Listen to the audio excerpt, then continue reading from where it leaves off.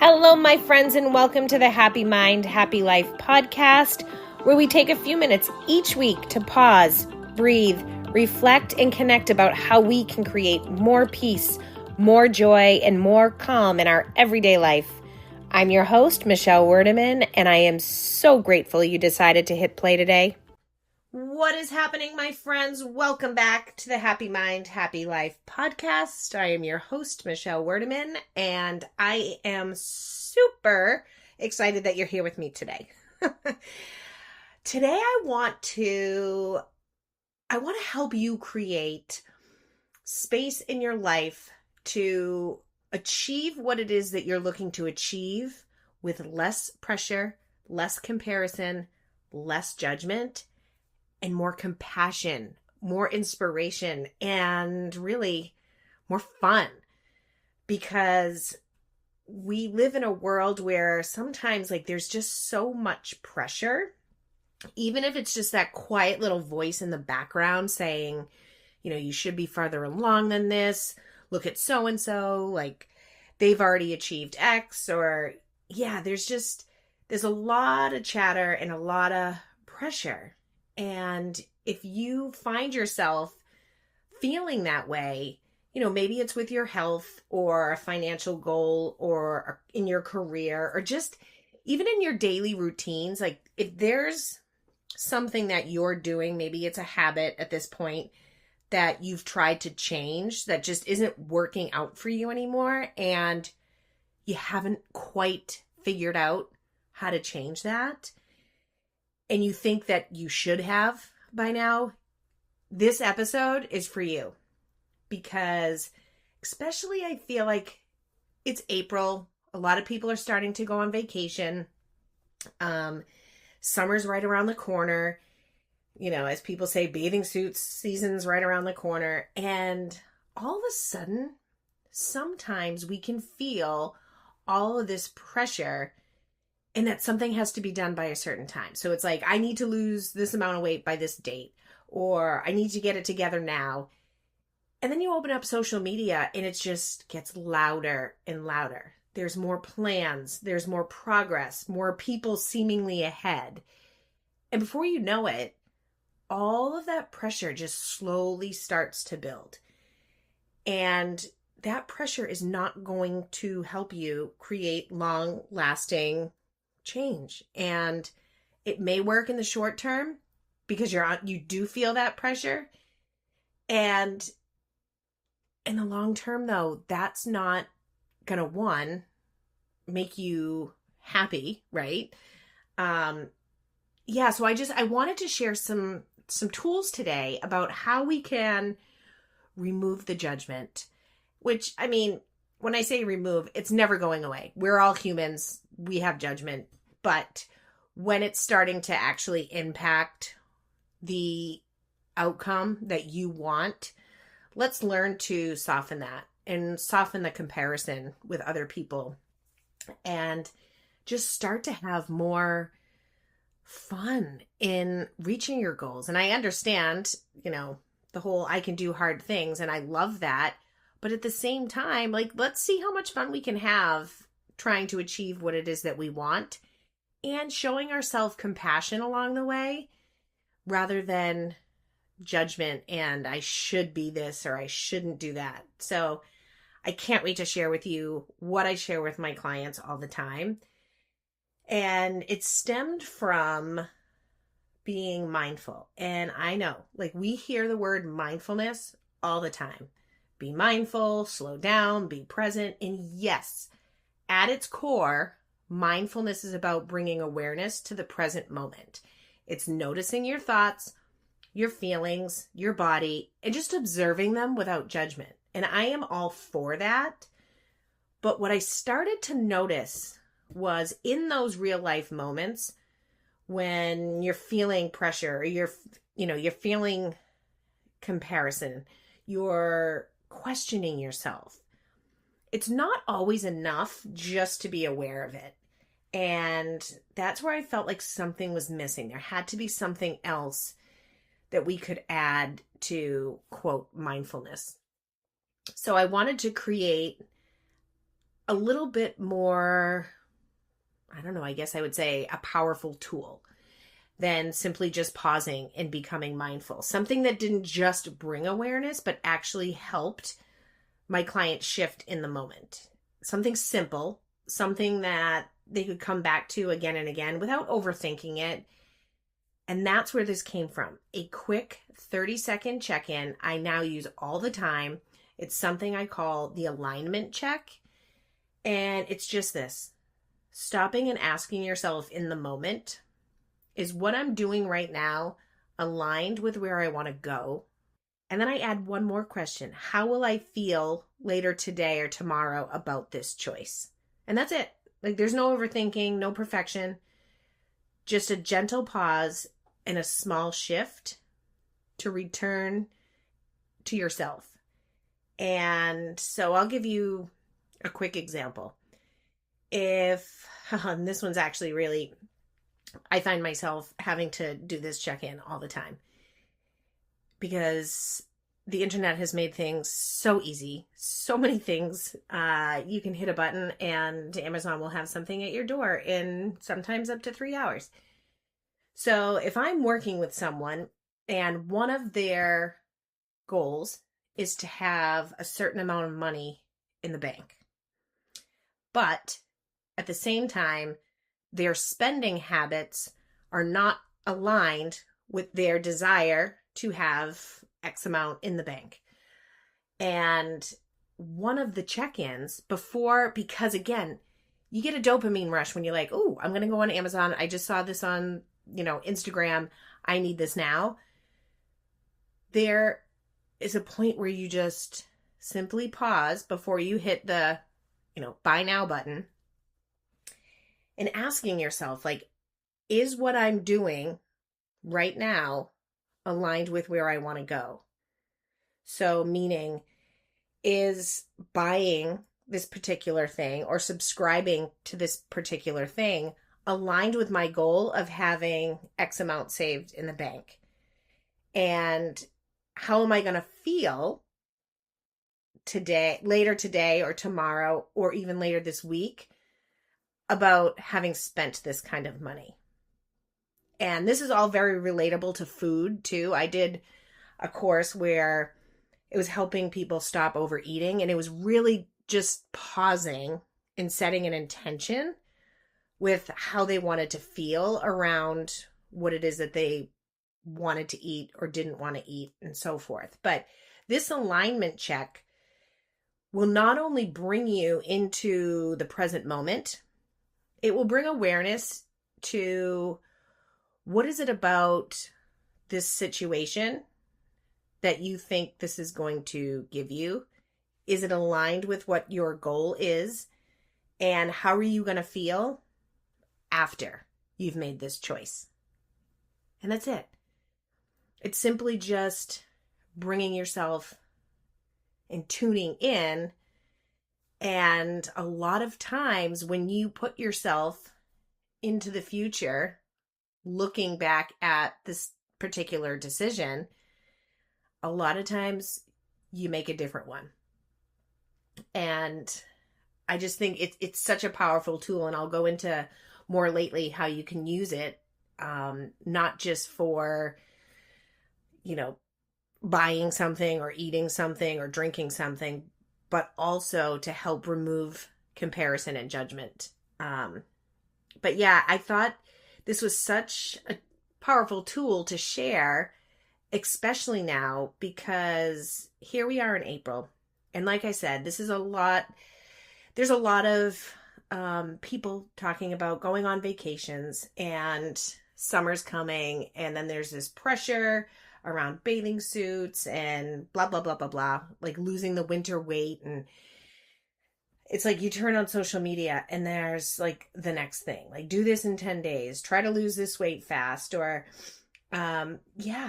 it's overwhelming. And before you know it, like that pressure just gets louder, timelines get tighter, and judgment starts to creep in.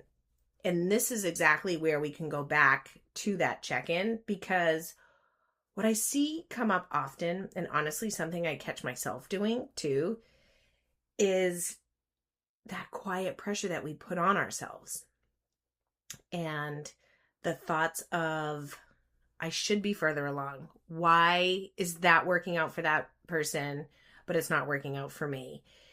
Expectations on, I should have mastered this habit by now, or like in terms of breaking a habit. And before we know it, something that seemed exciting or inspiring then starts to feel heavy, because somewhere along the way, we stopped approaching what it is we're after with curiosity, and we started approaching it with criticism.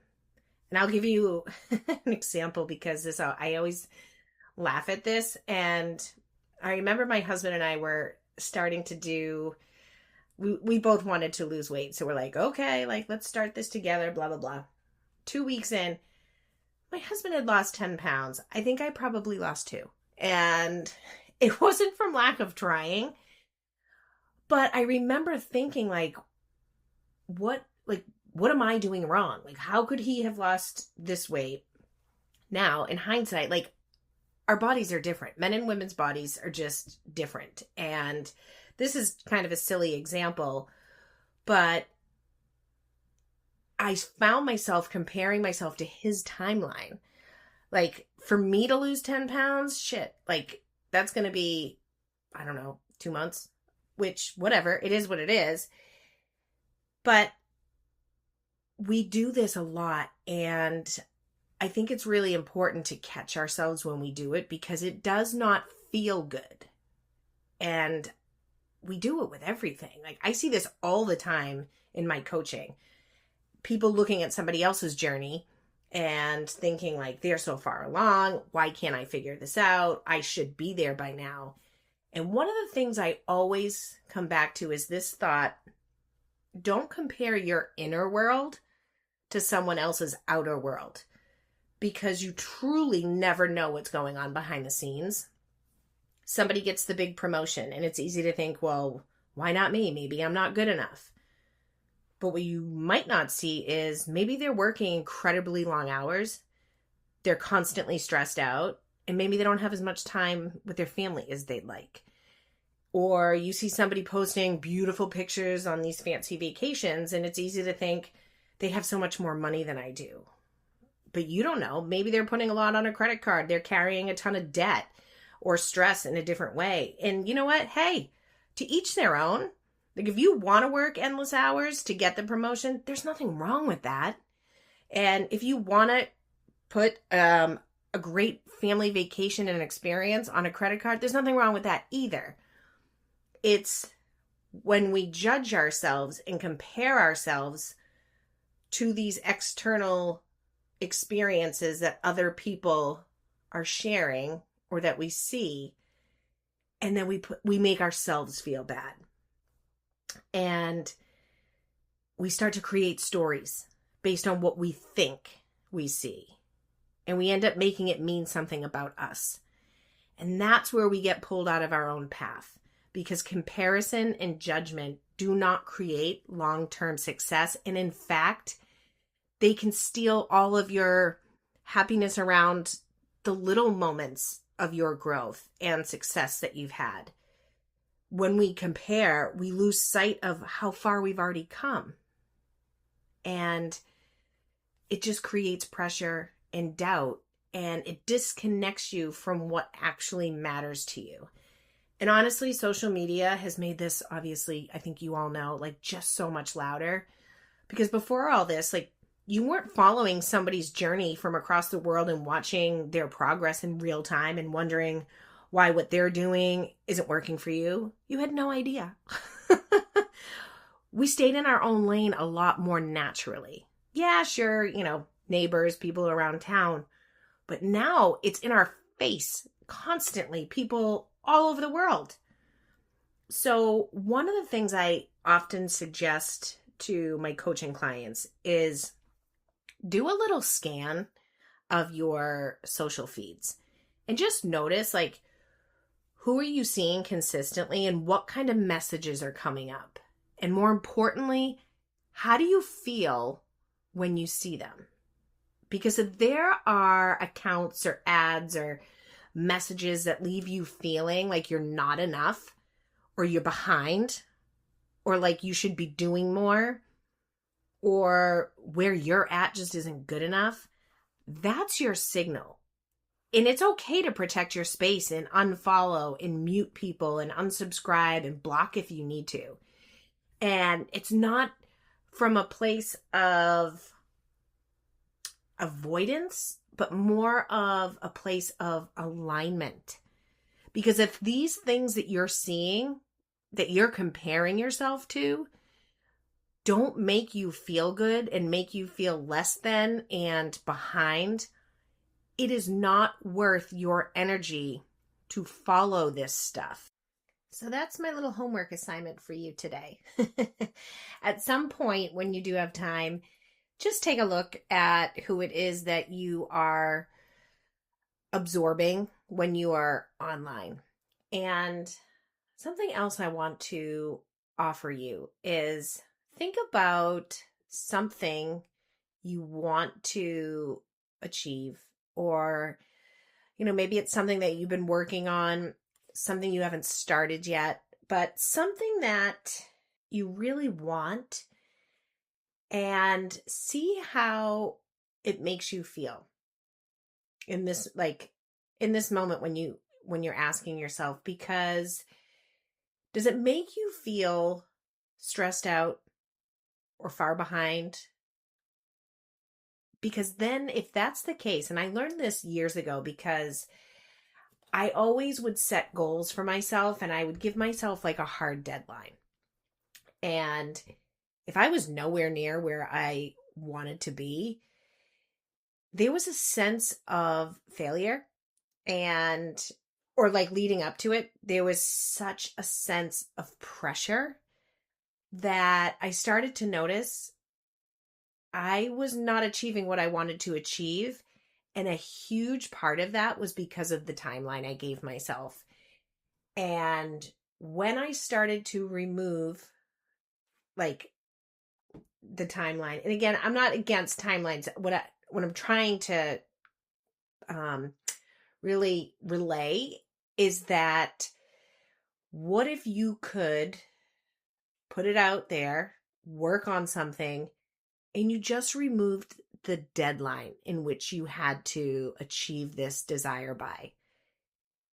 You would be amazed.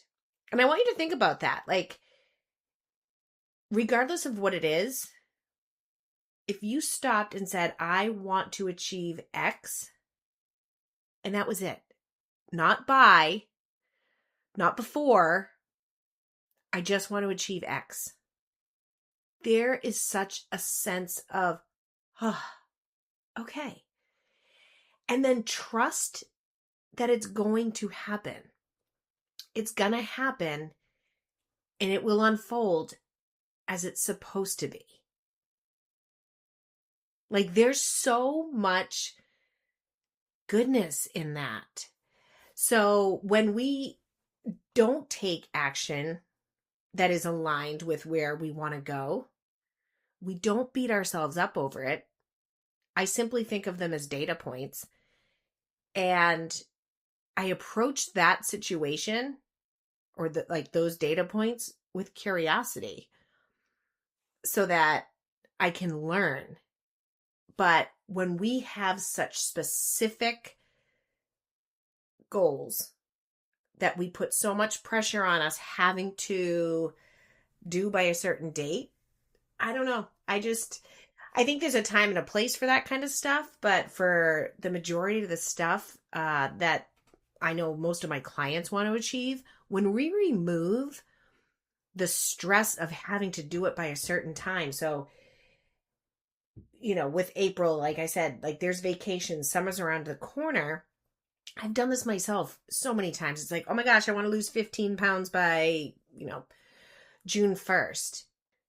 And I'm showing up every day doing the right things, but also having a human experience where life just gets in the way sometimes. If I am, let's say it's May 20th and I've maybe lost 6 or 7 pounds, the pressure that I would used to put on myself because I haven't lost as much weight. And we all do this. It doesn't have to be about weight. There's just a feeling of I'm a failure.